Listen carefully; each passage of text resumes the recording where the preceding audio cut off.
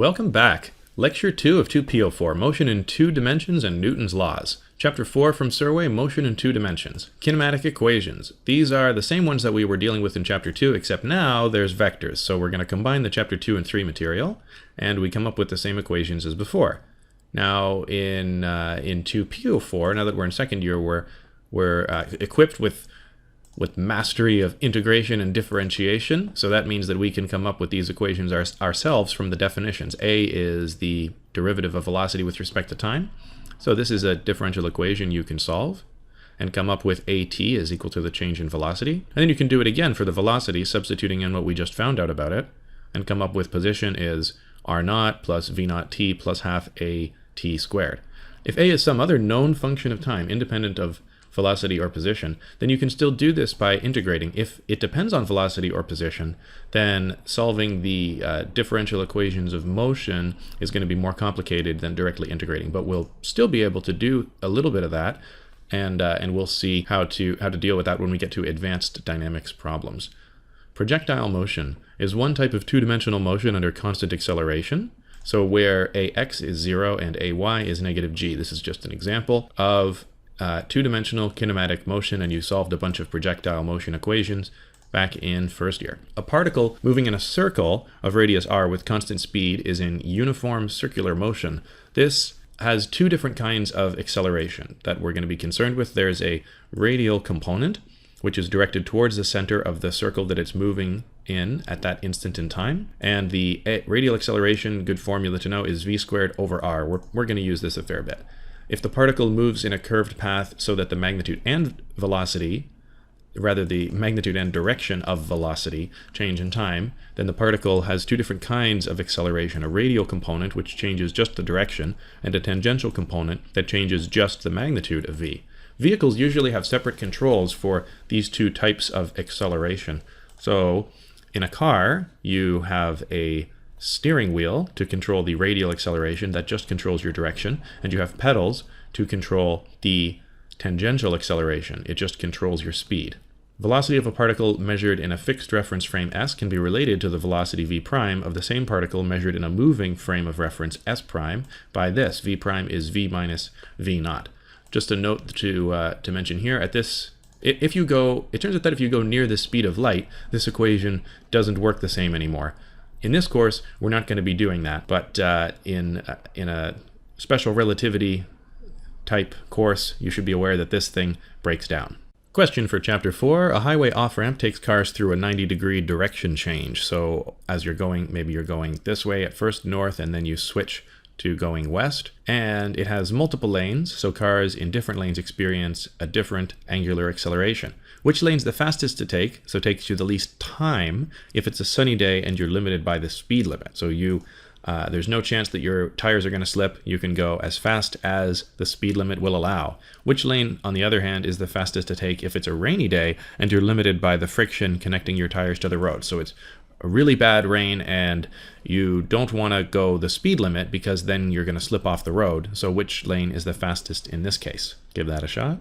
Okay, so the fastest lane would be the one with the shortest distance, which is the inner radius, since the arc length goes like r times theta. The time taken is just the distance over time. The inner radius is faster according to r, in the case where you can go as fast as the speed limit in any lane. So the one with the shortest distance is going to take you the least time to go around. What about if the acceleration needed is v squared over r, and we should be concerned with the acceleration limit because we might slip off the road if it's rainy? Now we're going to substitute in our distance traveled as a function of lane. The time, again, is r theta over v, but we don't have constant v anymore. We have constant acceleration, assuming that we somehow know how to drive the car in a way that we're just barely not going to slip. So we substitute in the velocity in terms of acceleration and find that the time taken scales now with the square root of r. So before, the time taken scaled with r. Now the time taken scales with the square root of r. The inner radius lane is still the fastest, but not by as much of a factor, since you need to go slower there for a given acceleration limit. If when the turn is done, you were to consider the time that it would take you to to speed back up to the safe velocity for a straight path, then maybe the inner radius turn loses out in that case. Chapter 5, Newton's laws. Newton's first law, which is a special case of the second law, says that if there's no external force on an object, then it remains at rest or keeps moving with whatever velocity it had if it had some velocity. An inertial frame is one that is not accelerating. Newton's second law says, well, what if there is a force on the object, or more generally, the force is equal to the object's mass times its acceleration. So the first law was just a special case of this. If the force is 0, then the acceleration is 0, which means the velocity is going to be a constant. Newton's third law is the one that says that if two objects interact, then the force exerted by object 1 on object 2 is always equal in magnitude and opposite in direction to the force exerted by object 2 on object 1. An isolated force can't exist in nature, and without the dark side, there's no light side to the force. Very important. Now, FAB is equal to negative FBA is a way to write this. The force of A on B is the notation we're going to try and use when this is relevant. FAB is from A on B, and it's equal and opposite to FBA, the force of B on A. Example, a bird's wings exert a force on the air downward. The reaction force is in the upward direction, and that's why the bird's able to fly. Gravity near the Earth's surface, this is just rewriting what we already knew in a vector notation. Fg is equal to mg. The weight of an object is the magnitude of the force of gravity acting on that object. Friction. The maximum force of static friction between an object and a surface is proportional to the normal force acting on the object, where in this section we're writing normal force with a small n, so Fs, the static friction, is less than or equal to the static friction coefficient times the normal force. When an object's in motion, then the friction force is equal to the kinetic friction coefficient times the normal force. Kinetic friction coefficients are generally lower than static friction coefficients. As an object's been holding still for longer, then little indentations in the object can fit into little indentations in the surface it's sitting on, which means that it's going to resist sideways forces more and have a larger potential force, preventing sliding. Question. True or false? Friction prevents motion. Think about it. It is false. Friction doesn't prevent motion. It prevents relative motion between surfaces. In fact, friction is ultimately the force that makes your car move forward, for example. If you pull a sled and there's somebody on it and they weren't moving originally, then friction is the force that is moving that person. Friction only stops relative motion between surfaces in contact. So friction stops sliding motion. Do you know what stops motion of one surface into another surface? What stops objects from moving through each other? It's the normal force. Now, I don't remember seeing normal force and friction force on the list of fundamental forces. So are these new forces? Do we need to include them? Are they actually one of the other four forces? For you physics buffs, the four forces are the electromagnetic force, the strong nuclear force, weak nuclear force, and gravity. So which one do you think friction is? It is a representation of the electromagnetic force. Ultimately, objects are made up of atoms which have electron clouds, and if the electron clouds try to smash into electron clouds on other atoms, then there's an electrostatic force repelling those. Question. If the blocks below are on a frictionless surface, where is the normal force between the blocks higher? So in which situation? In this situation or in this situation? They're on a frictionless surface. Okay, so in both situations, we've got the same total mass with the same total external force on it, so the acceleration is going to be the same. Now, look at the second block in each case. So in the first case, it's this little m, and in the second case, it's this big M.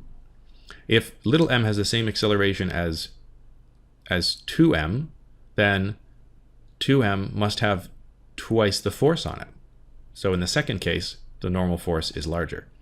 This is a similar example as this one, but now we've got a rope involved. Two blocks are pulled along a frictionless horizontal surface by a force applied to the heavier block, twice as massive as the lighter block. What's the tension in the rope if the rope is massless?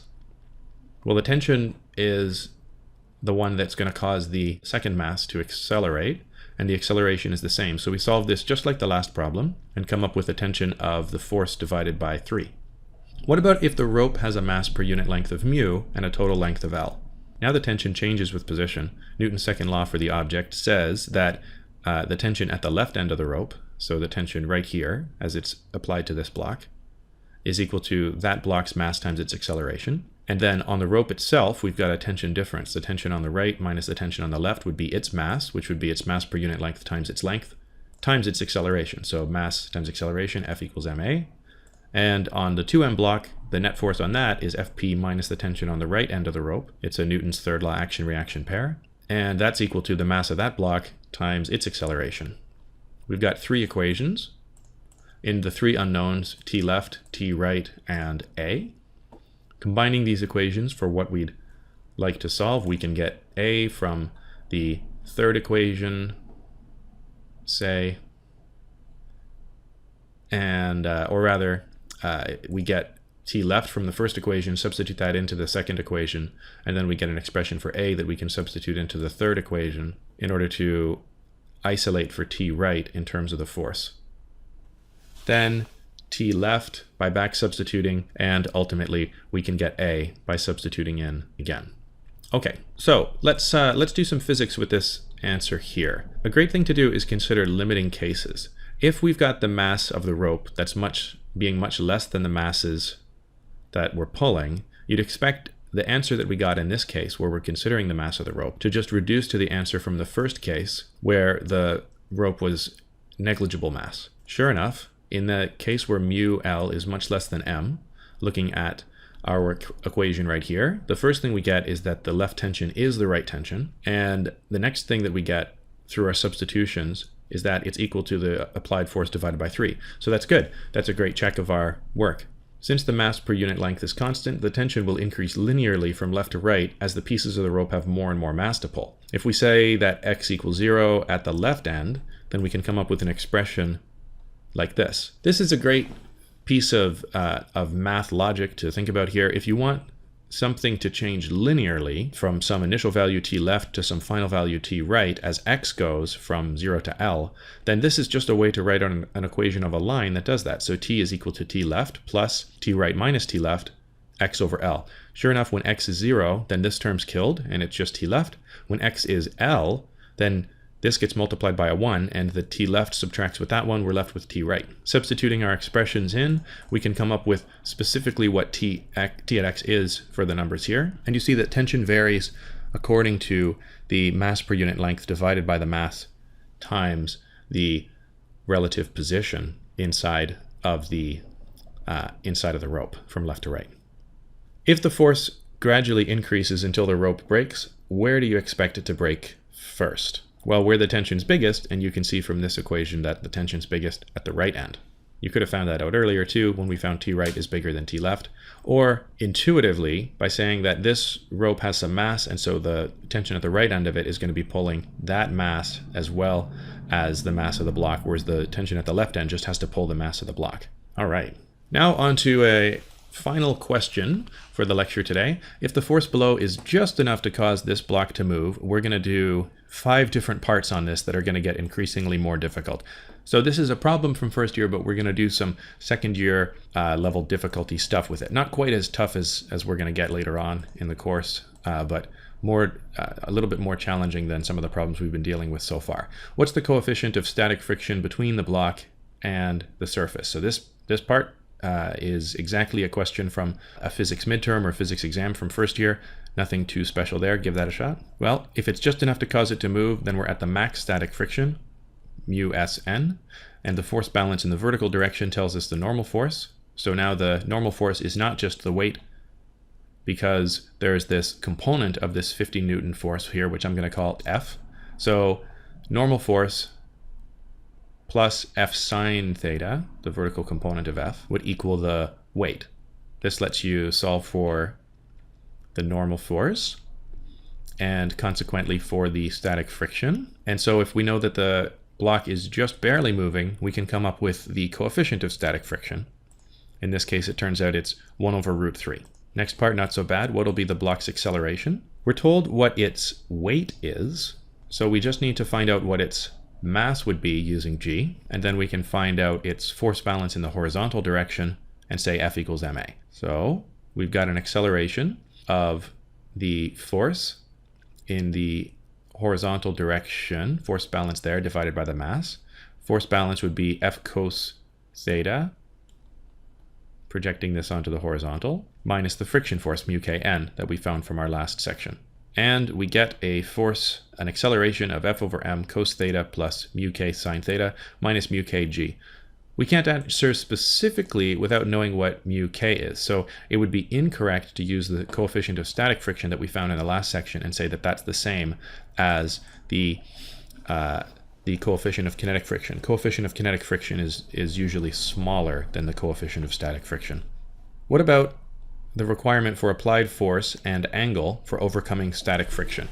What we're getting at here is, what would you need to be true for the applied force and the angle theta for static friction to be overcome? Basically, we would just need that the F cos theta is greater than Fs max, which gives us this condition. So it's some kind of combination of the angle, the applied force needs to be larger than the static friction coefficient times the weight. Looking at this, it kind of leads to the next question. You might be questioning, all right, well, where should we apply the force? Like, in which direction? Suppose we've got a given force, what angle would be the best? And that's what we're going to try to do now. Which angle gives you the best chance of overcoming static friction? Is it always the best to try to just pull forward, or should we be applying forces at some little bit of an angle?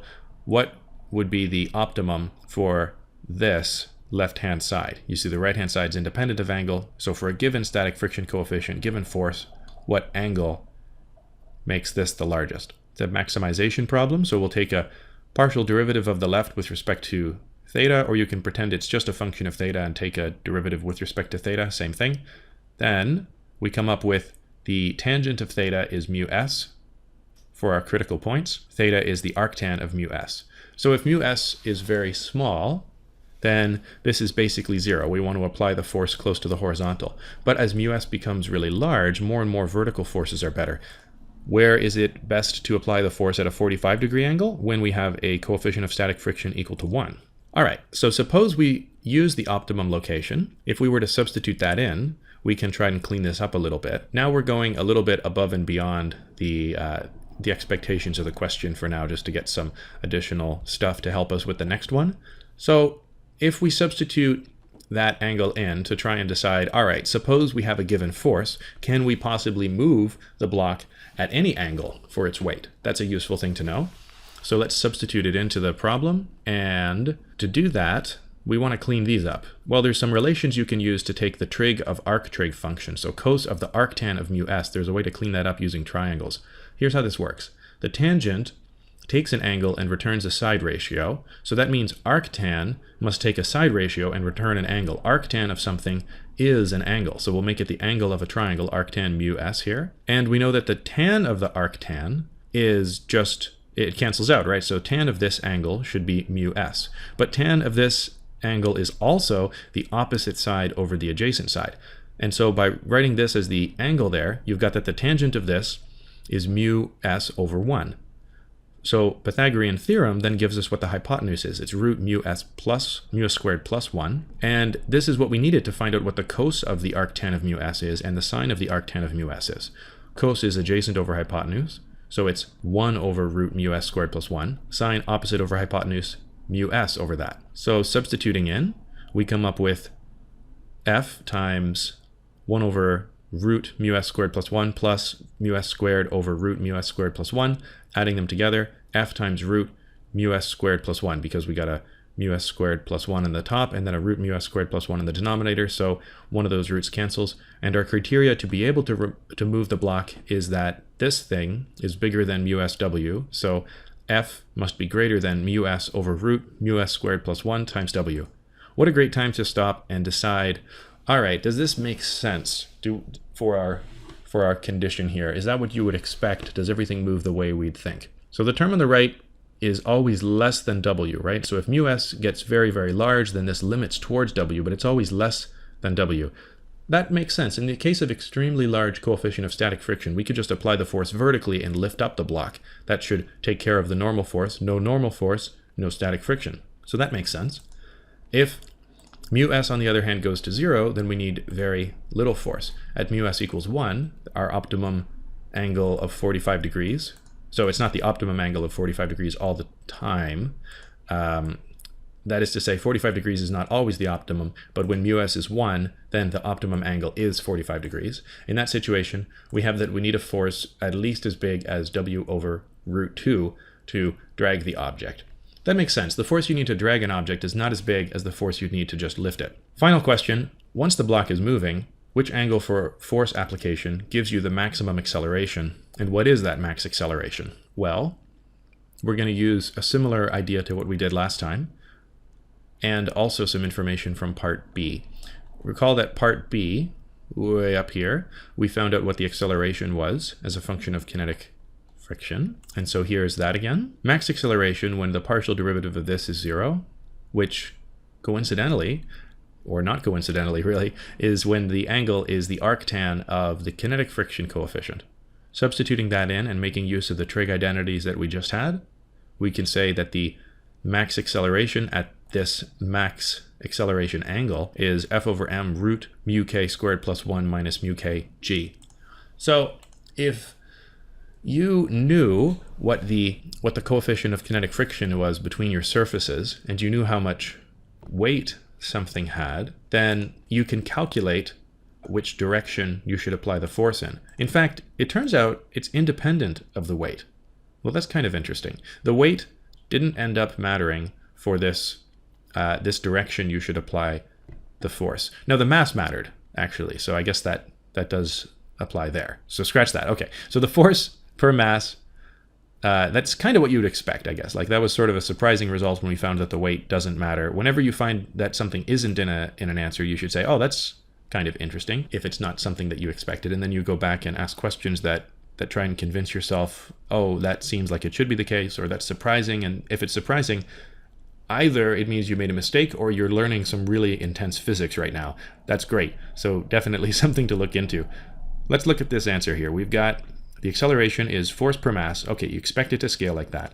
Root mu k squared plus 1 minus mu kg. Let's look at the situation where mu k is extremely small. Then the acceleration is just force per mass. Great. Perfect. What about if mu k gets extremely large? If mu k gets very big, then we need to apply higher and higher forces just to get this thing to work. Would we ever get an answer where the angle has us applying a force greater than 90 degrees? No, because arctan limits to pi by 2 as its argument goes to infinity. So even though a coefficient of kinetic friction larger than 1 is kind of an extreme case, and you wouldn't find that very often. Even if you were to solve this problem as mu k tends to hundreds, thousands, hundreds of thousands, it still gives us a consistent formula where the acceleration behaves accordingly. So in the limit where mu k gets very large, then we've got something that still works. We can still get an acceleration, but eventually we're just lifting the block up. It's barely in the horizontal direction at all.